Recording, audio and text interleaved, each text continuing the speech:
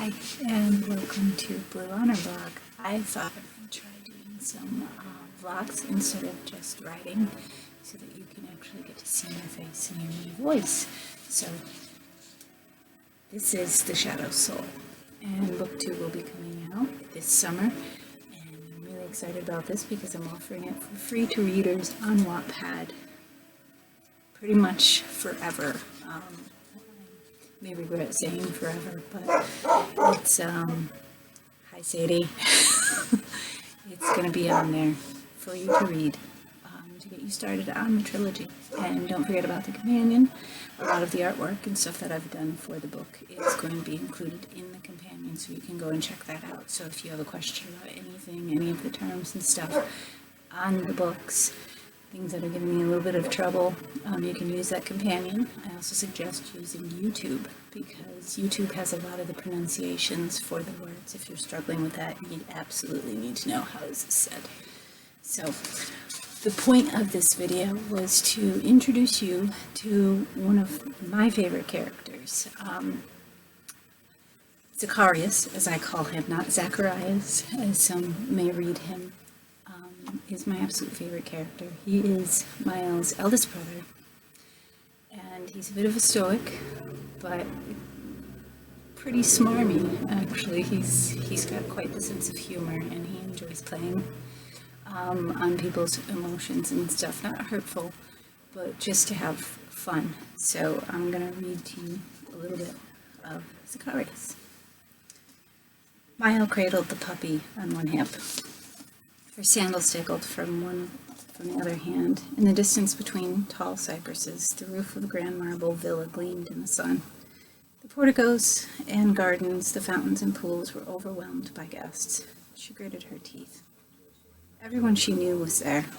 She thought to run for refuge from their congratulations. If only she had remained at the Moon Barracks in Arcadia instead of visiting home. "You look as cheery as a rattlesnake," a voice called from the cypress row to her left. Miles' eldest Akka, Zacharias, stood there, dressed in the black robes of his alder trade. Of the two Akka, it was this one she most resembled. Though the same height as Joel, Zach was of slimmer build and paler color. His hair was crimson like hers. He wore his with the sides tied back behind his ears. The locks were a constant nuisance when he stooped over paperwork, but he refused to cut them. His gravely reserved demeanor mirrored her own at the moment. Usually she was the more playful one of the siblings. Zach stepped from the line of trees, regarding her sternly. "Akka?" Maya acknowledged him. She clutched the puppy close. "What is this?" "It is a puppy, and he is named Argus," Miles said irritably. "Argus?" her Akka said. "Looks like a wolf, the keeper of the Greeks' underworld." "Zacharias," Miles sighed, "I have no patience for your humor right now."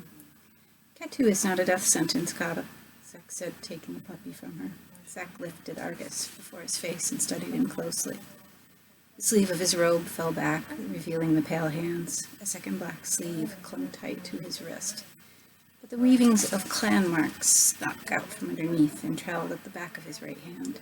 They matched the knotwork his Kata bore. "You approve of binding a man with an umbrella? I have heard you say otherwise." "King Adonai would not bind you with just any mate." "Still, not having any choice," Mile muttered. "I feel like a Grigori." "You would question King Adonai? Or just the elders?" Zach lowered Argus into the crook of his arm, and saw how serious she was. He added, "They took mates who were not theirs. They were adulterers and rapists. You hardly count as either. In anything other than this, I would question neither." "You thought perhaps Aya would be your Ketu?" Mile gave a dry, derisive laugh. She was very close to the other Orla.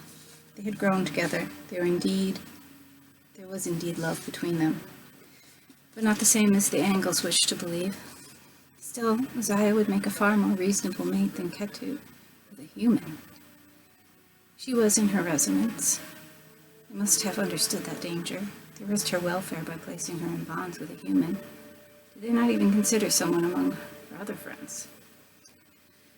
"No, not Zaya," Miles said. "We are just Kata."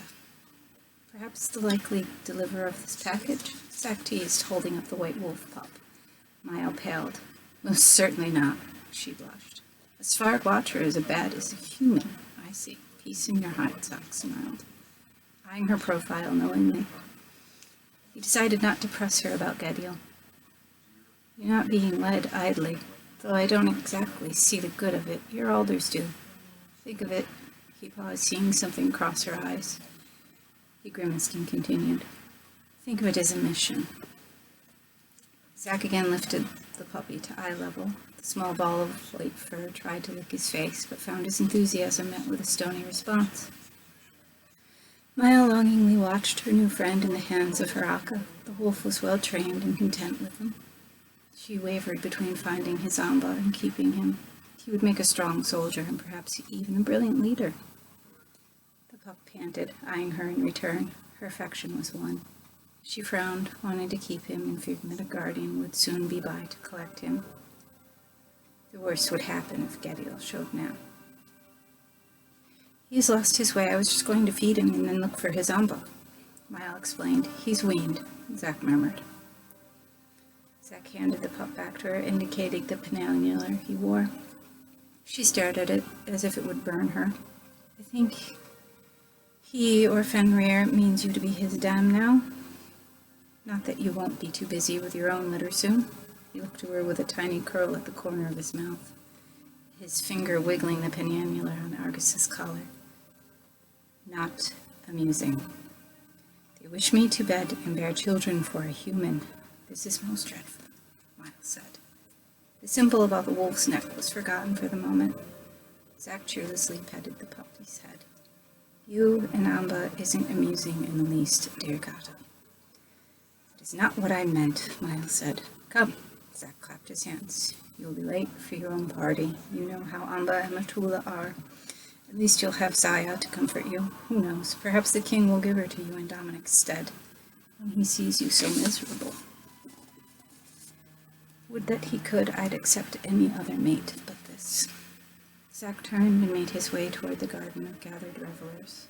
Mile threw her sandals after his red wings, but they fell to the ground powerless. Stopped by an invisible barrier, she stared after him, clutching the puppy to her chest like a shield. So that is a little taste of Zack having a bit of fun with his little sister. Mile is actually the middle child. Out of the twins, she was born first, so she would come second. And that is a taste of the Shadow Soul. I hope you'll stick with it and come back for maybe some more readings. I'll see you soon.